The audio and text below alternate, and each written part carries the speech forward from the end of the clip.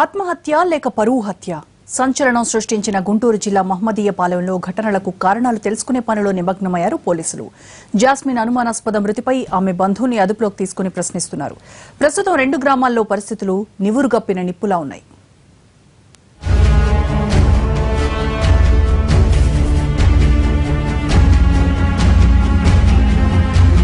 గుంటూరు జిల్లా రేపల్ల జాస్మిన్ మృతి కేసులో పోలీసులు విచారణ వేగవంతం చేశారు. జాస్మిన్ మృతి అనంతరం ఇద్దరు యువకులను గ్రామస్తులు చెట్టుకు కట్టేసి చితకబాదిన ఘటనలో సాయి అనే యువకుడు చనిపోయాడు.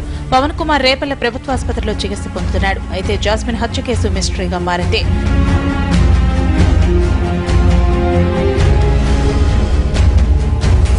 జాస్మిన్ ప్రాణాలు కాపాడాలని యత్నించి విఫలం చెందటమే కాకుండా అక్కడ ఉన్న పరిస్థితులు మమ్మల్ని దోషులుగా చేశాయంటున్నాడు ఆసుపత్రిలో చికిత్స పొందుతున్న బాధితుడు. జాస్మిన్ కుటుంబ సభ్యులు కొంత నిదానించినప్పటికీ బయట వ్యక్తులు ఆవేశపడి బీహారు తరహా దాడులు జరిపారని బాధితుడు పవన్ చెబుతున్నాడు. జరిగిన ఘటనను అవకాశంగా తీసుకుని 2 వర్గాల మధ్య అలచడులు సృష్టించడానికి ఎవరైనా ఈ దారుణం చేశారా అన్న కోణంలో కూడా పోలీసులు దర్యాప్తు చేస్తున్నారు.